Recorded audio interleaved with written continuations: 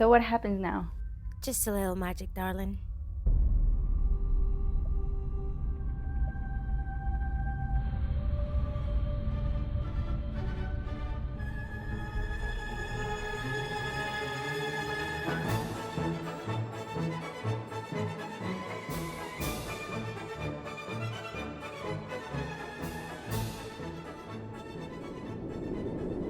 Hi! I see you've given Magdalena your full name and your birthday. So we can continue with your tarot reading and answer your question. Question? No, I don't have any specific question right now. None? Not even why Ophidana brought you here?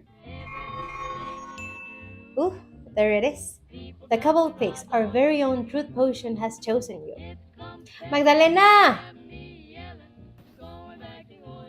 Truth potion. Coming right up. Yep.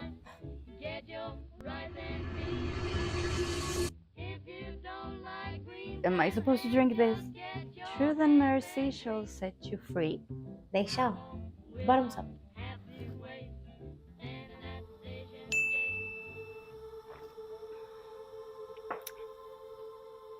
I don't feel any different. So, I understand you're a witch as well, and you have a magic store of your own right, down at Valley Street, right? How do you know all this? Well, Magdalena got the info by Googling you. Okay. And what kind of products do you sell? Everything. Cards, stars, registers, you name it. I've been at it a little more than 10 years. And do you believe in everything you're selling? Of course I don't. I don't believe in half of the bullshit that comes out of my mouth these days. Did I just say that out loud? Wait, what's that? Yeah, the cobalt twix. It's easier if you don't resist it.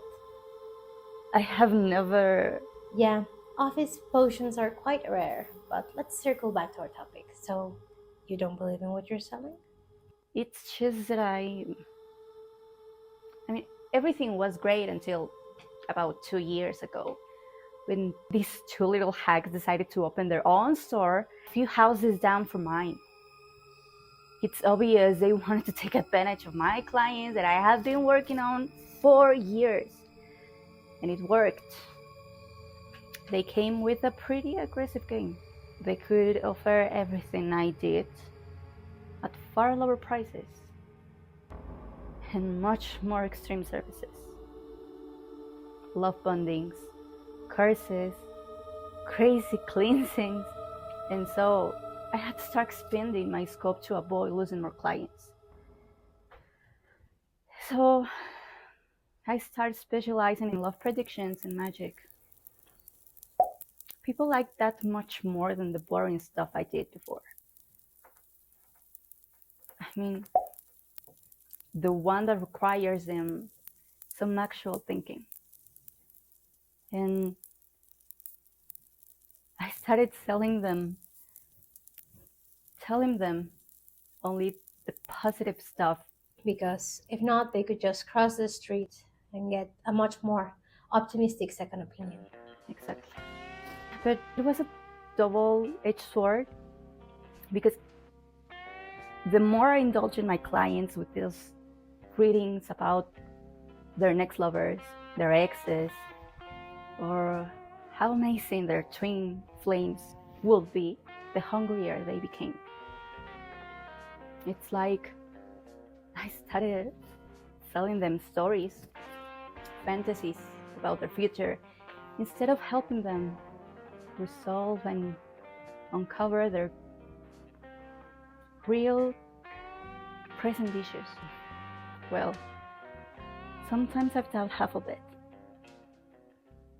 Well, it's clear to me that your beliefs in these magical tools that you used for so long weakened when you discovered just how easily they could turn into quackery, and just how much your clients could prefer quackery to any real nurture. It just gets you wondering,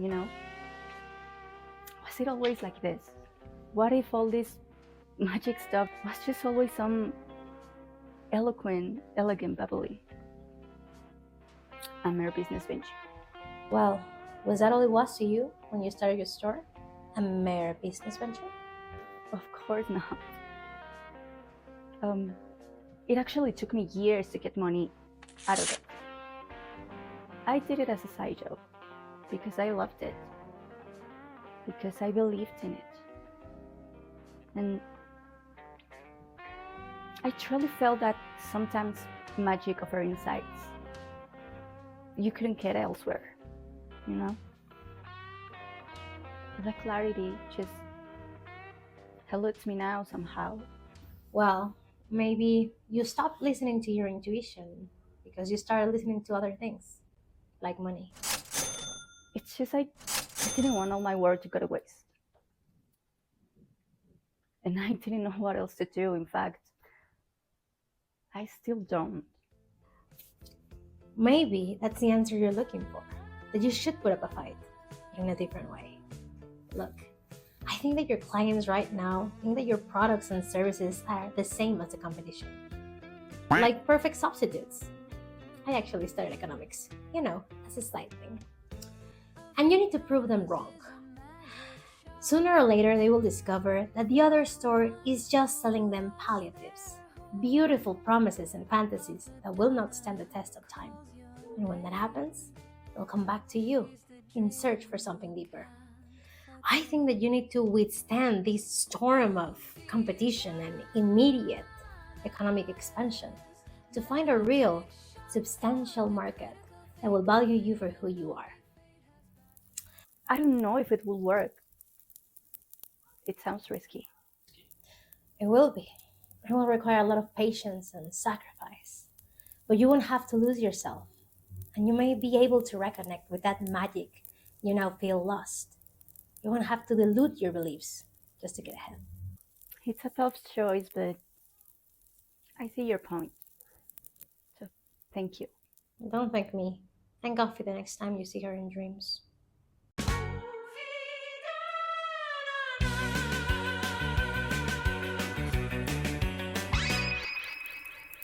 Wow, this one hit close to home, didn't it? Shut up.